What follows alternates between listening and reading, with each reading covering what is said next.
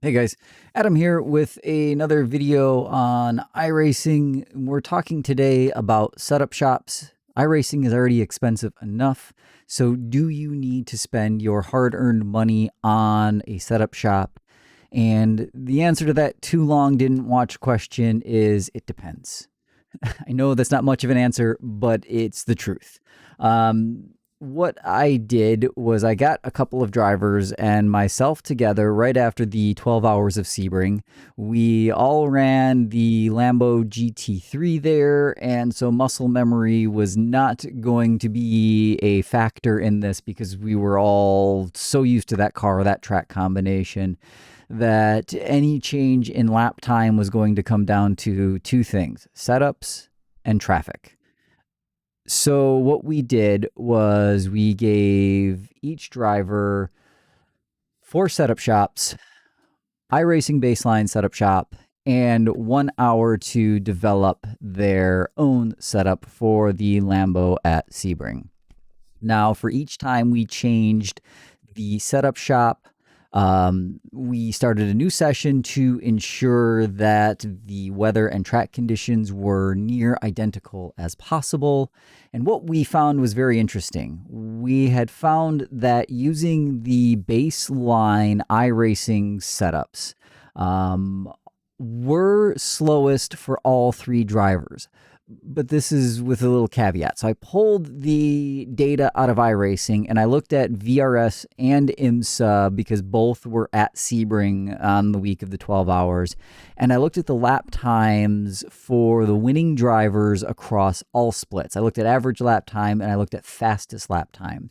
And what we had found amongst the two lower rated iRating drivers was that the slowest lap times were indeed with the baseline setups, but they were actually fast enough to be competitive for a top five in the 1500 iRating and below splits. In fact, if with some proper racecraft, those lap times were good enough for a podium and possibly even a win.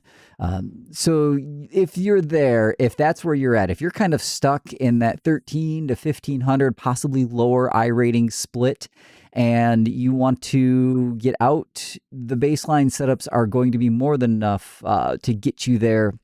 What I might recommend at that point is either some coaching or a subscription to VRS. And I know that's a setup shop, so that kind of answers this question. But again, this is worth it to you. VRS is worth it to me because of the telemetry data. If I had nothing else out of VRS other than the telemetry data, it would be worth every penny that I pay for it. Because I do my own setups each week. Nobody drives like I do. So I like to get the car to work the way I want it to work. But then I use the VRS telemetry data to verify if my lap times are getting faster, slower, if different lines through different corners are going to increase or decrease my lap times. Because ultimately, you could put in a blistering solo lap. You could be top of the TT leaderboard. But once traffic is involved, that lap time is completely useless because now you've got LMP cars dive bombing, or maybe you are that LMP driver trying to get around a GT3 or a GTE. So traffic is going to have a bigger effect on these lap times than the setup will. So we took the iRacing baseline setup 10 laps there. Then we did 10 laps with each of the four setup shops, and then 1 hour to come up with our own. And interestingly enough, as I switch over to the data here, what we had found was that for the 2K iRating driver and the 3800 iRating driver, doing their own setups actually resulted in a faster lap time.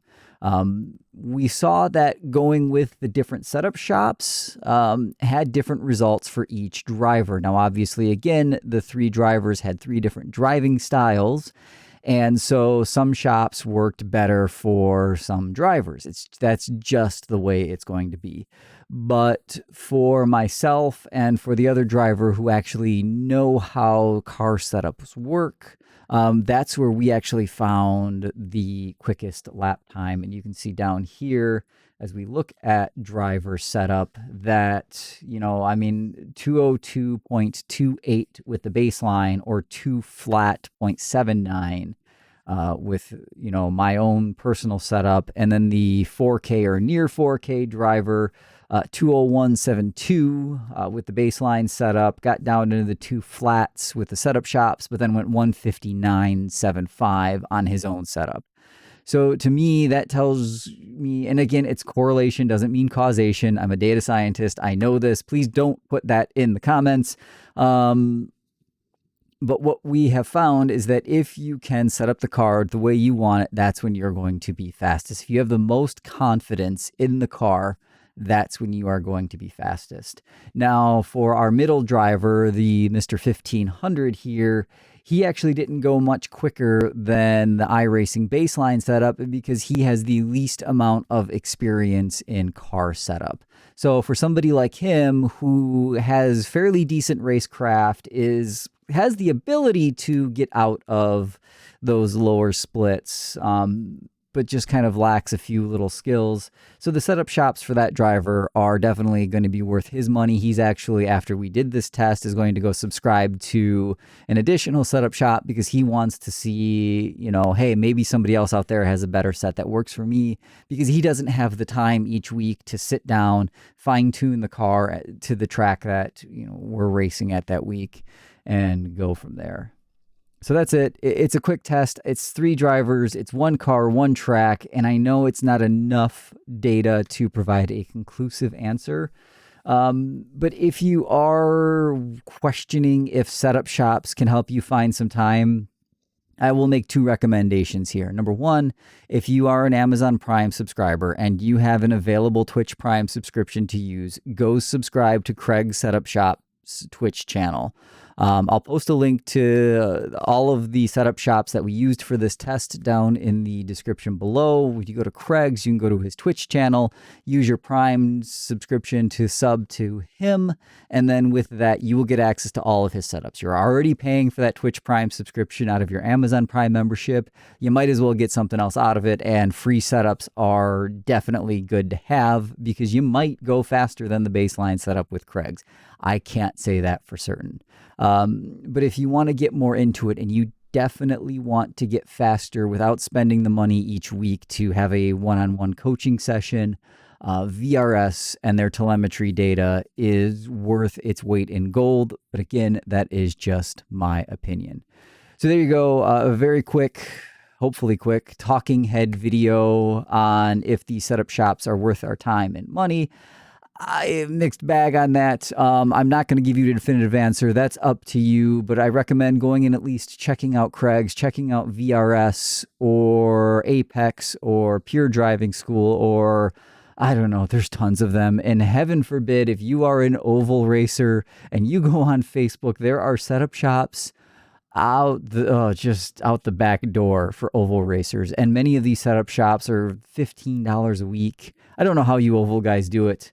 I'm not fast enough to even think of driving oval. It is a lot harder and a lot more fun than I ever thought it would be. I love oval. I'm just really, really, really slow.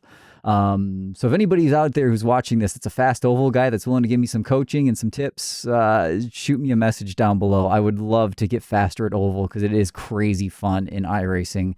Little toxic at times, let's be honest, but it is crazy fun to race oval in iRacing. So yeah, if this video helped you, please give it a thumbs up. Let me know in the comments down below if you want to see me expand more on this test. I would love to get more drivers. We can replicate this pretty easily to see if the same trend that we saw with the 3 drivers here applies to a larger group of racers in iRacing. So that's it. Thanks for listening to me ramble for a bit today, and we'll see you next time.